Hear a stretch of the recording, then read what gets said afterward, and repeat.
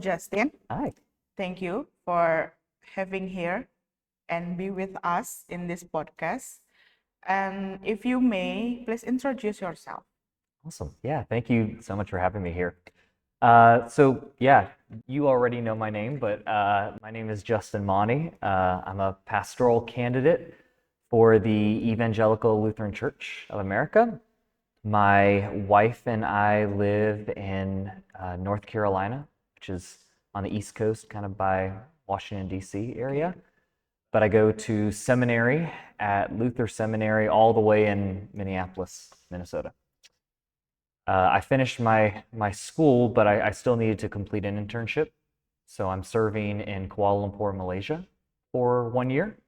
And I'm really blessed to get to come here to Siantar, Indonesia for 1 month and get to talk to you all and see the different churches and ministries out here.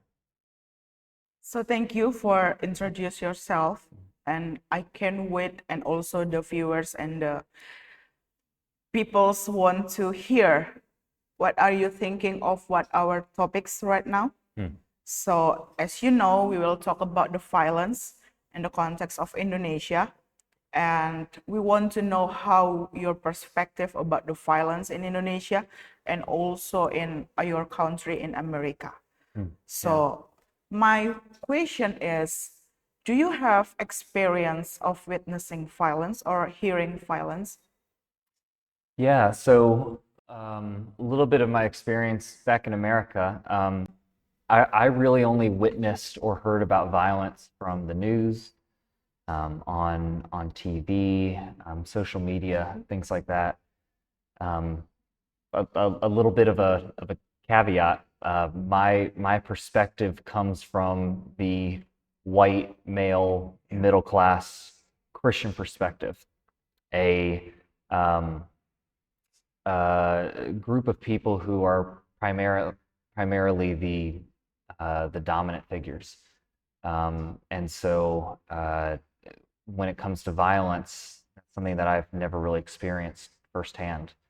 But I'm very thankful that I'm a part of the ELCA, because for most of my life I wasn't aware that all the violence that was happening in America and around the world. And I'm proud that the ELCA is a denomination where they have many social statements about violence, about Black Lives Matter. I know we'll get to talk about that later. Ways in which the church has historically helped and assisted with slavery and oppression and violence. And that the ELCA is a denomination that comes out and says, we apologize for our role in acting this way. We no longer want to be a part of that system, and we want to change. And I get to be a part of a denomination that wants to actively try to do better. And in their statements, they talk about how we are all made in the image of God from Genesis, and Matthew 22 about how Jesus says the 2 greatest commandments is to love God and love your neighbor, how we're all called to care for creation. And that in the midst of all this violence, all this turmoil, all this hate, the church can do and be better.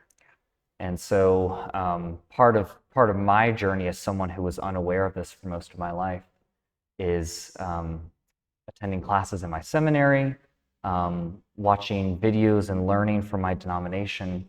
And I mean, I'm just in the beginning stages, but my hope here is to relay some of that information that I've learned, and to say that we're all learning. I'm right at the very start of it, but that there's hope that as Christians we can care for and love one another, even in the midst of all the violence happening.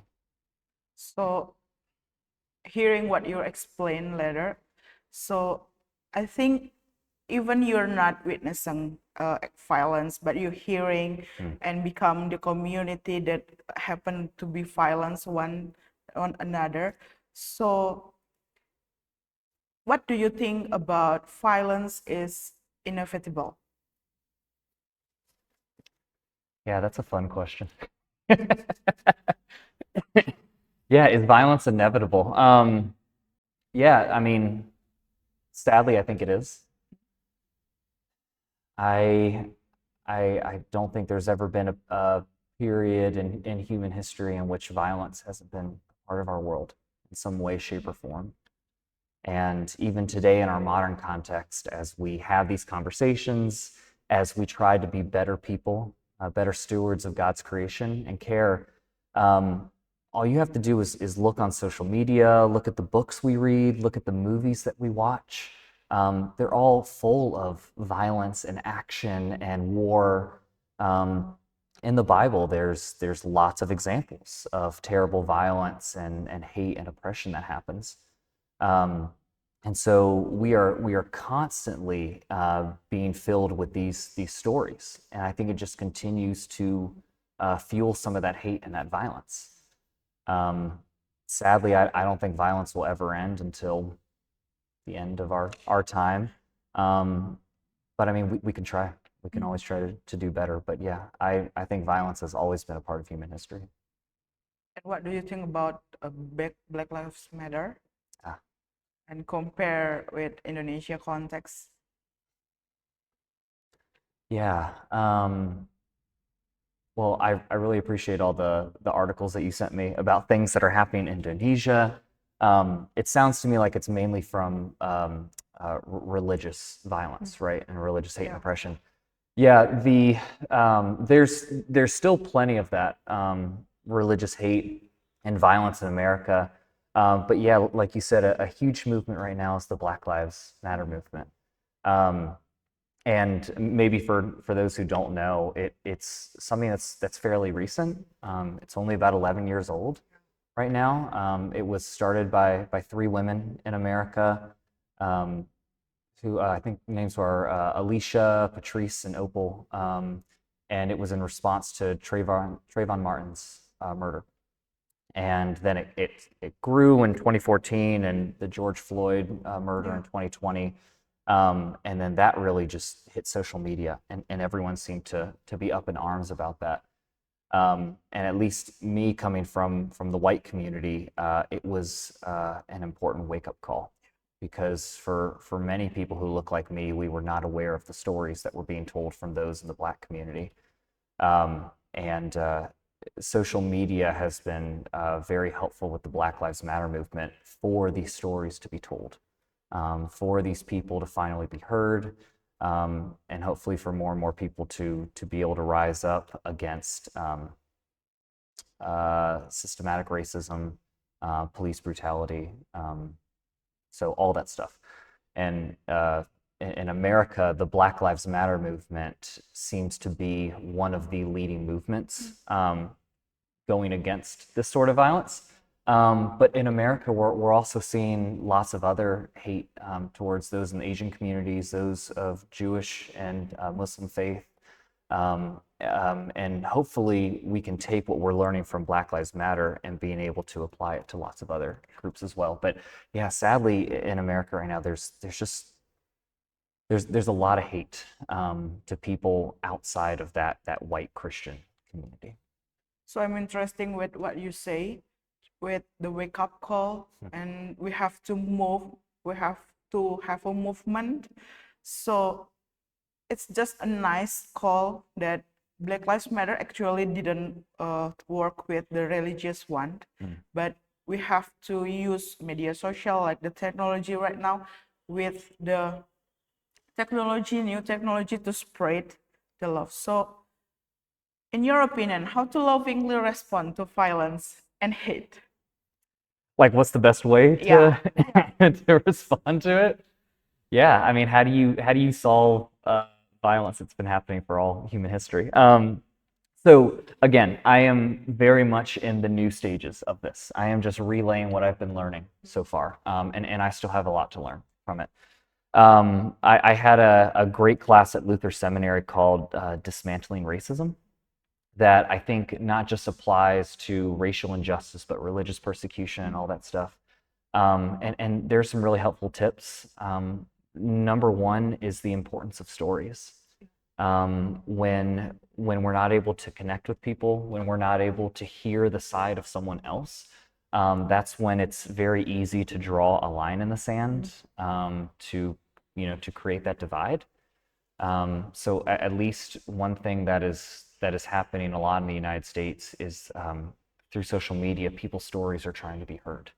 That it's not some fairy tale, that this really is happening and people can connect.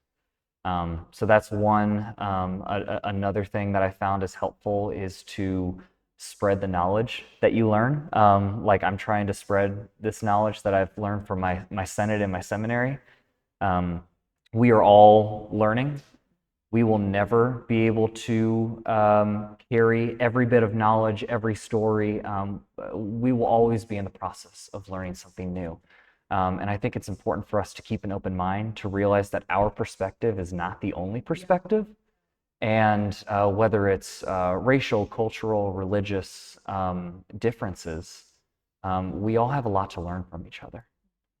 I'm not saying we need to have like a pluralistic, religion, but I think that as Christians, we can learn a lot from our other siblings of faith, from lots of other religions around the world. And then the last thing that I would say it's important is for people to speak up. There's I've had a chance to come to the Hakabepe seminary out here and talk to some of these future pastors, and they've asked me questions not just about race and religion, but another one is on creation care. How are we called to care for God's creation, clean up trash, stop companies from spilling, pollutants into Lake Toba? And one of the things I was telling them is that your voice is so powerful.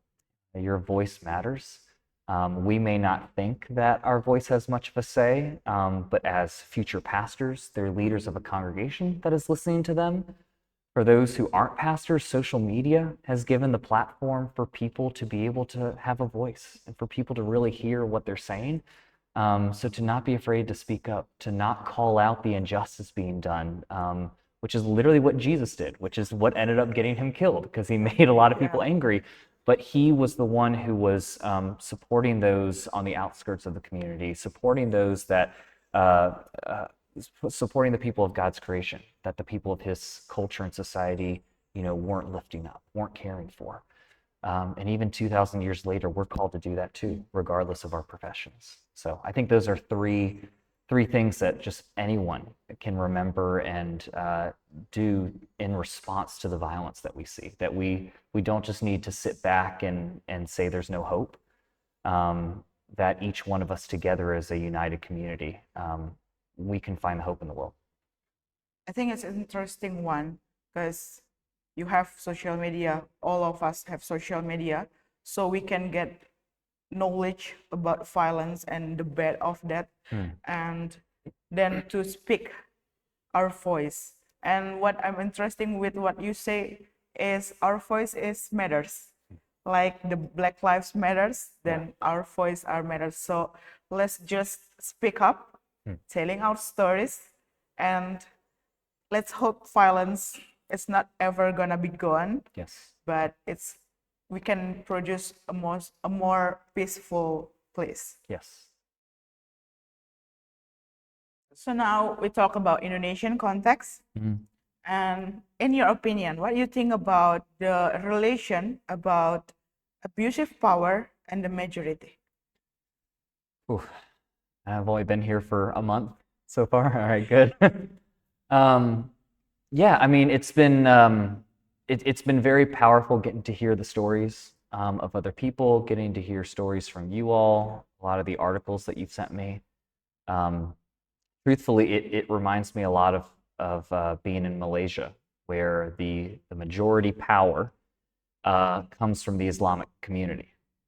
And from the articles that I've read and stories that I've heard about churches being burned, Christian communities being told that they can't worship, or all these things that they need to do in order to maintain or to build a church, or else their church is closed down. And meanwhile, it seems like there can be as many mosques as you want that are opening up and all around. And truthfully, like as a Christian, I don't have a problem with Muslims or the Islamic faith or anything like that. Where I have a problem is the abuse of power. And to me, all of those stories carry a huge abuse of power of a majority religion to a minority. In America, we are facing the same thing, but switched, roles reversed, where Christianity is by far the dominant faith over our Jewish, our Muslim, Hindu, Buddhist, other religious siblings of faith, where we make them jump through hoops. We make them have to follow all of these guidelines in order to build a new temple or a new mosque, whatever it may be. And especially in the more drastically conservative Christian circle, there is way too far of an abuse of power from the dominant Christian religion compared to the other minority faiths. And I have a problem with Christianity then in America. And to me, when you have this huge gap in power, when you have a majority that is way outweighing the minority, where the majority brings violence, violence only adds fuel to more violence. And what we see in America with Christianity, what we see here in Malaysia with Islam, that's a huge issue. And there needs to be some sort of conversation of peace and harmony, or else violence is just going to continue. And that cycle is going to not stop. I'm thinking about, so in your opinion, and based on what you're explained to us, then whoever in the power and also have the majority one, they can be so abusive with another, oppress the other, not see the religion or the race. So I think that's the new way to look that if you have power, you have to use it more wiseful. Yes. Not to do it in the violence one. So this is one of my want to topic. Yeah. About gender justice. What are your opinion about that? Oof. Okay. Yeah. Another easy topic, right? Yeah. Well, I can at least speak from the American perspective. I know you and I have had conversations on patriarchal values and the male dominance over women. At least in America, that conversation is still very much prevalent. In many churches, males are valued so much higher than their female counterparts, and it's really sad. Because again, we are all made in the image of God. We are all loved by God. Jesus had tons of women helping him, supporting his ministry. In the early church, there were lots of women who were helping to spread the good news of the gospel. And yet, in our society, and especially in our churches, women are continually oppressed by men. And it's a big issue. And I've been very encouraged by my time here in Indonesia so far, where I've gotten to see a lot of gender justice ministries, women's centers for those who have been victims of sexual assault, domestic violence. We need more of that. We need to continue this conversation. These women's stories need to be heard and talked about because it is a huge issue. And sadly, the church has been a huge, sadly, I want to say help in that, knocking down these stories. And instead, the church needs to allow people to be able to speak their story, to be able to speak their experiences. So we're very early on in the gender justice conversation, but at least me as an American coming here, I've been very encouraged by what I've seen by the church's ministries here. So we have to bold your voice is matter again. Yes. So it's not only the religion, or it all talking about the oppressed one. Yes. We need to hear other stories, the oppressed one and the one who have power. Yes, exactly. It's those three things I was talking about: to share stories, to share and listen to stories, to share knowledge, and to speak. to speak your voice. So yeah. I think that's the good one. So here we are at the end of our podcast. And thank you for sharing the mesmerizing stories, your opinion that have a new way to us to understand. And because you are the pastor candidates, we want to ask you, what is your thinking about Bible first and hope about to do more peace than violence? Yeah. There are two verses that come to mind for me. Both are in the Gospels. So Jesus's whole ministry is about reaching out to the ones who are unloved, the ones who are uncared for in his society, and to do things completely different from the cycle of violence. So in Matthew 5, Jesus has the verse talking about turning the other cheek instead of fighting back. If someone slaps you, turn the other cheek. And to me, that talks about how the law that the Jewish people read and listened to and obeyed, that there's something new. The law no longer applies to violence begets violence. And then the next one comes from the story of John 8, of the woman who is caught in adultery, in which the man is not brought out into the crowd, just the woman. But that Jesus talks about the person who is without sin to throw the first stone. And I just love this story because it's a reminder that sin does exist in the world, that we make mistakes, and what God says tends to be then completely different from what the law tells us. Instead of being stoned and attacked, there's grace and mercy and forgiveness.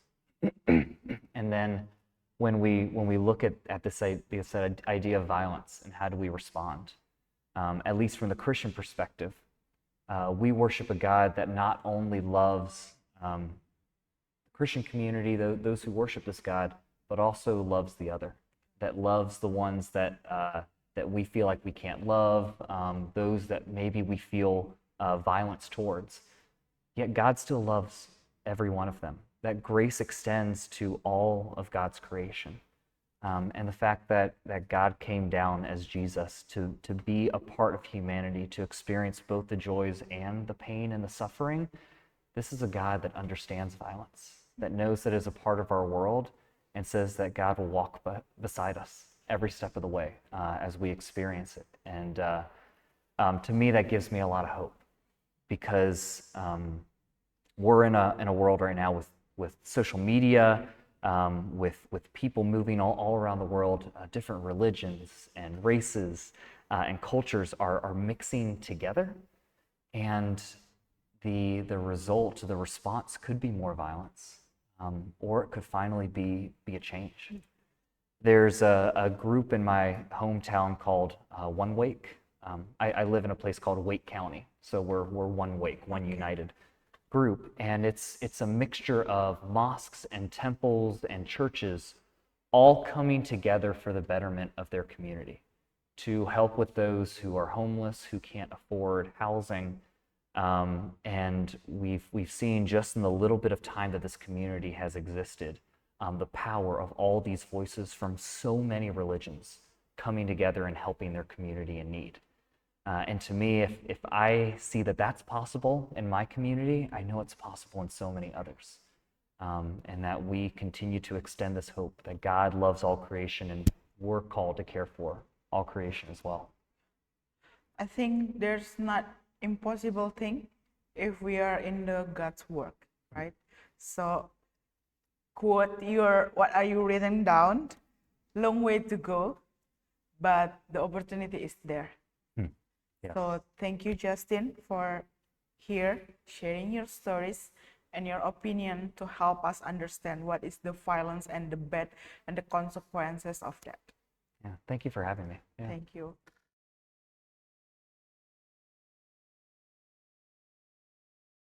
So Justin, to wrap up our podcast, would you mind to say blessings for our viewers? Yeah, I'd be happy to.